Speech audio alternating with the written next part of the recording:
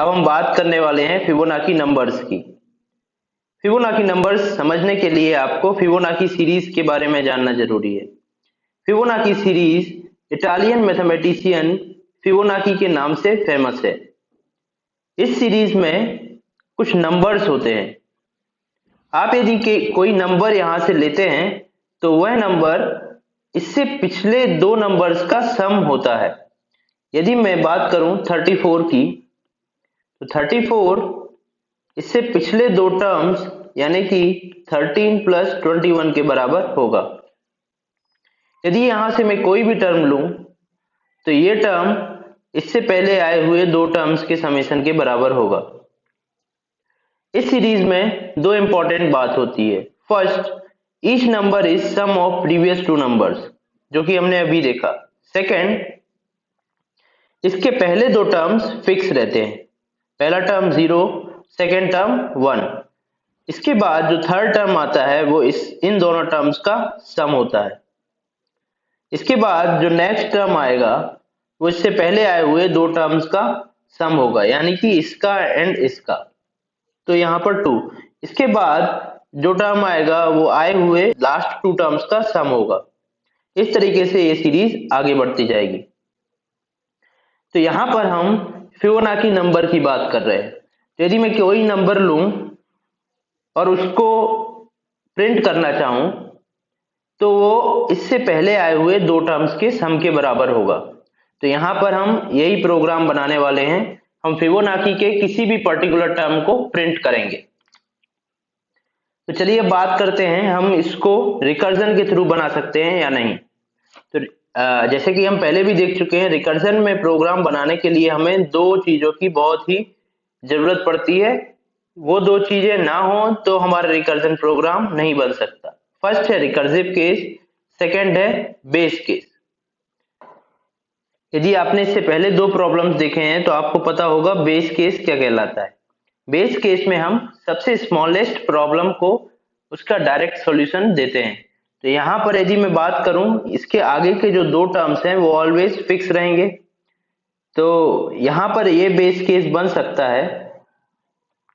यदि मैं इसको कंसीडर करूं, this is 0th term, this is first, second, third, fourth, और ऐसे करके मेरे टर्म्स हैं। तो यदि मैं फिबो एक फंक्शन बनाता हूं जिसमें 0th टर्म मुझे निकालना है तो ये मुझे 0 देगा। यदि मैं फिबो 1 चाहता हूं फर्स्ट पोजीशन पे जो वैल्यू है तो ये मुझे हमेशा 1 देगा। यदि मैं फिबो 2 प्रिंट करूं तो ये मुझे क्या देगा, फिबो 0 प्लस फिबो 1, इससे पहले आए हुए दो टर्म्स का सम देगा। सिमिलरली यदि मैं चाहूं फिबो 10 प्रिंट करना, 10th नंबर का टर्म, तो ये क्या होगा, फिबो 9th नंबर का टर्म प्लस फिबो 8th नंबर का टर्म। तो इस तरीके से मैं अपने डिफरेंट टर्म्स को प्रिंट कर पाऊंगा। तो यहां पर आप देख सकते हैं ये मेरा हो गया बेस केस, जहां पर मैं डायरेक्टली वैल्यूज को प्रिंट करूंगा, और ये मेरा हो गया रिकर्सिव केस। रिकर्सिव केस को मैं यदि वेरिएबल के फॉर्म में लिखूं तो ये कुछ इस तरह होगा, fibo of n is equal to fibo of n-2 plus fibo of n-1, इससे पहले आए हुए दो टर्म्स का सम। तो मुझे अब मेरा base case and recursive case दोनों मिल चुके हैं। तो यहां पर आप यदि रिकर्सिव केस को देखें तो ये थोड़ा अलग है। यहां पर मैं अपने एक प्रॉब्लम को उसी तरीके के दो प्रॉब्लम्स में तोड़ रहा हूं। यदि आपको याद है तो मैंने आपको दो वेज बताए थे रिकर्सिव प्रॉब्लम सॉल्व करने के। ये मेरा पहला वे है जिसमें मैं किसी एक प्रॉब्लम को सिमिलर दूसरे प्रॉब्लम में सॉल्व करने के लिए उसको तोड़ता हूं, एंड फिर उस प्रॉब्लम को अगेन उसी तरीके के किसी दूसरे प्रॉब्लम में तोड़ता हूं।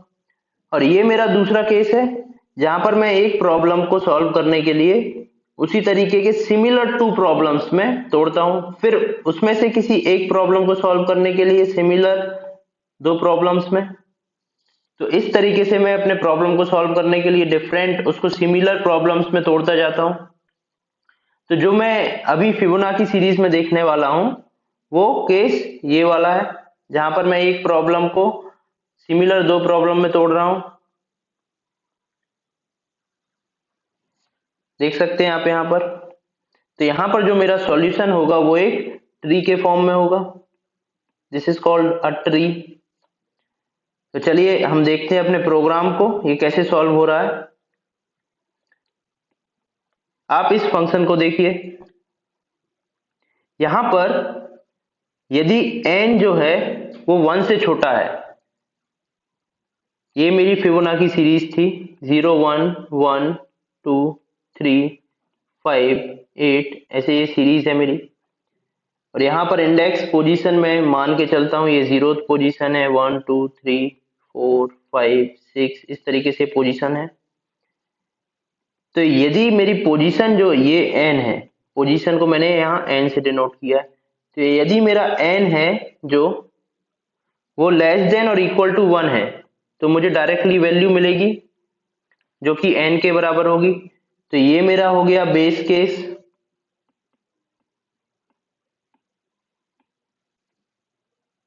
एल्स पार्ट में यदि 0 और 1 से आगे है मेरा n, तो उस केस में मुझे क्या करना पड़ेगा, मुझे अपने रिकर्सिव केस को कॉल करना पड़ेगा, जो कि मेरा क्या था, इसी फंक्शन को दोबारा मैं कॉल करूंगा विथ n-1 एंड n-2, जैसा कि आप यहाँ पर देख चुके हैं। तो ये मेरा रिकर्सिव केस हो गया।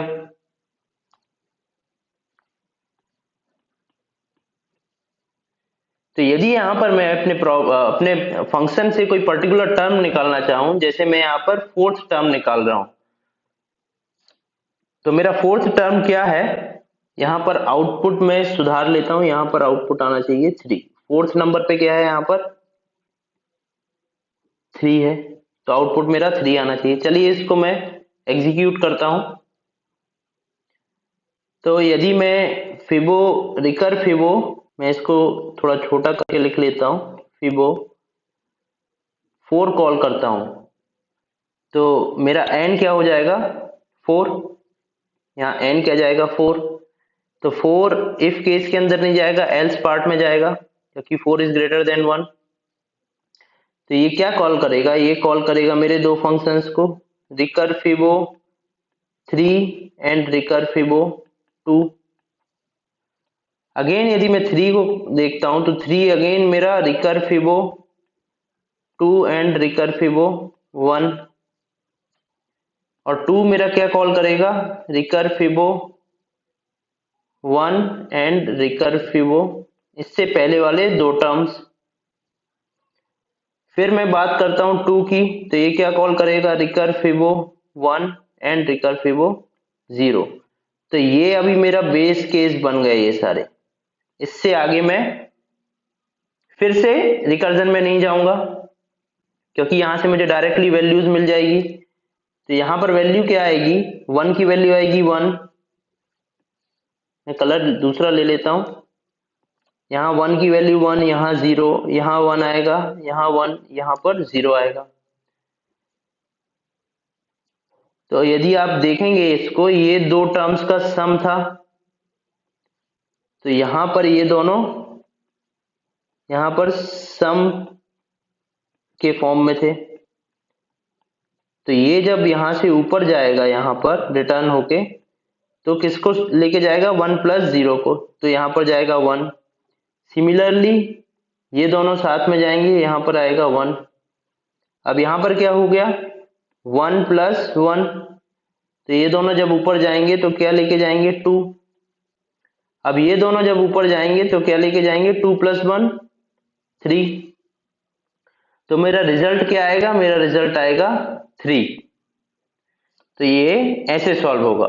तो कभी भी आपको कोई प्रॉब्लम रिकर्जन के थ्रू दो पार्ट्स में या दो से ज्यादा पार्ट्स में टूट रहा है, तब आप उसको ट्री के फॉर्म में सॉल्व करेंगे, तो ये सबसे आपके लिए बेस्ट केस होगा। इंटरनली अगेन प्रोग्राम है और पाइथन है, वो इसको अगेन स्टैक के फॉर्म में ही सॉल्व कर रहा है अंदर, बट आपको इसको ट्री के फॉर्म में मैनुअली सॉल्व करना है, अदरवाइज आपका सॉल्यूशन जो आएगा वो बहुत ही कॉम्प्लिकेटेड हो जाएगा स्टैक के फॉर्म में सॉल्व करते टाइम। इसलिए आप इसको एक ट्री के फॉर्म में इसको सॉल्व करेंगे तो आपका रिजल्ट डायरेक्टली आपको मिल जाएगा। ये तो हो गई मेरी एक टर्म की बात। यहाँ पर मैंने फोर्थ टर्म प्रिंट कर दी है। यदि मैं कहूं आपसे कि I want to print this series, full series, तो यहाँ पर मैं क्या कर सकता हूं, मैं एक लूप लगाऊंगा। ये देख सकते हैं आप इतने पार्ट को। यदि मैं यहाँ पर एक लूप लगा लूं जो 0 से लेके n तक चले, तो फर्स्ट ये फंक्शन को कॉल करेगा 0th टर्म को, देन ये प्रिंट करेगा फर्स्ट टर्म, पहले 0th टर्म, फिर फर्स्ट टर्म, फिर सेकेंड, ऐसे ऐसे करके nth टर्म तक ये सारे टर्म को कॉल करके इसको प्रिंट कर देगा। आप देख सकते हैं यहाँ प्रिंट है। तो एक सिंपली लूप लगा के मैं इस फंक्शन को बार बार कॉल कर लूंगा तो मेरे पास सारी सीरीज प्रिंट हो जाएगी अप टू n। यदि आप इस कोड को देखें, ये वाले पार्ट को, तो यहाँ पर मैंने एक नंबर n लिया हुआ है। यदि इट इज लेस देन और इक्वल टू 0 तो please enter the positive number. यदि मैं 0 टर्म प्रिंट करना चाहता हूँ या 0 या उससे कम टर्म प्रिंट करना चाहता हूँ नेगेटिव में, तो ये आपको एक मैसेज देगा कि please enter the terms in positive. यदि आप पॉजिटिव टर्म एंटर करते हैं तब ये आपको यहाँ से लूप से एक सीरीज प्रिंट करके दे देगा। तो ये मेरी थी फिबोनाची सीरीज।